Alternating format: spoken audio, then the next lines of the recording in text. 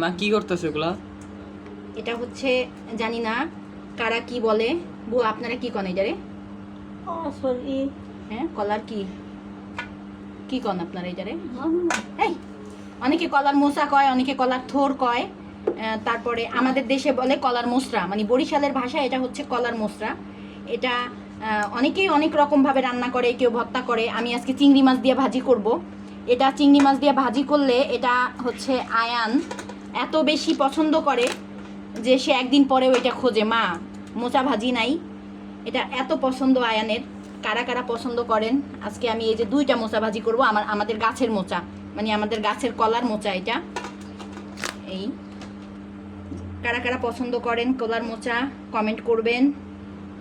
এটা অনেক অনেক পছন্দের, মায়ের কাছ থেকে শেখা আমার এই কলার মোচা রান্না। এই যে এটাকে আগে প্রসেস করতে হবে এইভাবে। এটার ভিতরে একটা অংশ থাকে, এই যে সাদা অংশ, এই সাদা একটা মোটা একটা ইয়ে থাকে, এটাকে বেছে ফেলে দিতে হয়। এটার জন্য এটা নিতে একটু কষ্ট হয়, অনেকে ভয় বা মানে কষ্ট হবে, এত এত কষ্ট করে খাওয়ার কি মানে আছে, অনেকেই আসলে এটার জন্য খেতে চান না। কিন্তু একটু কষ্ট করে যদি এটা কেউ খায় তাহলে এটা মুখে লেগে থাকার মতো, এত মজা। এটার ভর্তাও যেমন মজা, এটার ভাজিও তেমন মজা। চিংড়ি মাছ দিয়ে এটাকে আমি ভাজি করব, এটা অনেক মজা। যারা বরিশালের আছেন তারা হয়তো বা জানবেন যে চিংড়ি মাছ দিয়ে এটা ভাজি করলে এটা কত মজা। এই যে এইভাবে এটাকে ফেলে দিতে হয় ভিতর থেকে, এই যে দেখতে পাচ্ছেন এটা এইভাবে এগুলোকে সব ফেলে দিয়ে তারপরে কুচি কুচি করে পলবো। এই যে এভাবে কুচি কুচি করে পলতে হবে। আমি দিয়েছেন না না, ওইখান দিয়ে নিই নি, এই পাশ যেগুলো বাসা এগুলো নিছি। এই যে যার মধ্যে মোটা অংশটা থাকে টান দিলে চলে আসবে, এই যে ফেলে দিবেন। এরপরে এইভাবে পলবেন এটাকে। চিংড়ি মাছ দিয়ে ভাজি হবে আশেপাশে।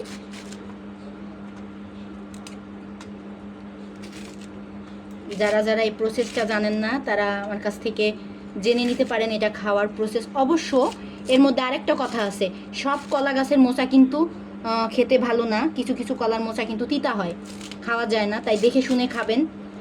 নিজেদের ঘরে যারা মুরব্বি আছে তাদের কাছে জিজ্ঞেস করবেন কোন গাছের কলার মোচা ভালো, মানে তিতা লাগে না।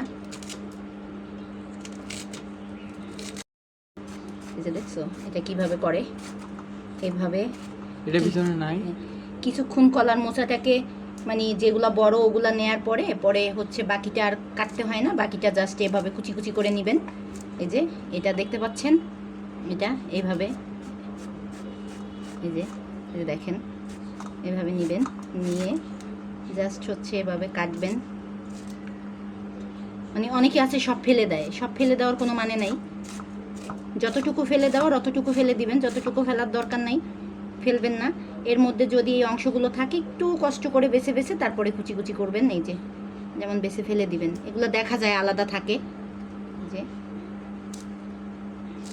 দেখেন এটার মধ্যে আর নাই, এই যে 2-1টা যা আছে।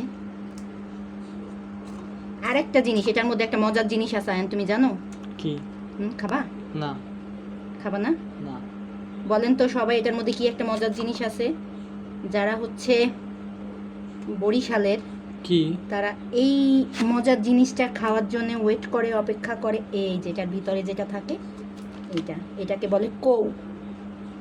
কৌ কৌ বুঝো? কেমনে খায় এটা? হ্যাঁ সবাই খাও। এই যে কৌ, এটা কৌ, এটা দেখো। আচ্ছা এই যে এটা ভিতরে থাকে, এই যে ভিতরে যেটা, এইটা এটা ভীষণ মজা। এটা এই যেটা খেতে ভীষণ মজা, এটা আমরা খালি খেয়ে ফেলি একদম কচকচ করে চাবাইয়া, বুঝতে পারছো? এই যে এভাবে কুচি কুচি করে একদম কাইটা ব্যাস ধুয়ে চিংড়ি মাছ দিয়ে ভাজি করে ফেলবেন, অনেক মজা। ঠিক আছে, পরবর্তীতে ভাজির ভিডিও দেওয়া হবে। আপাতত বাই।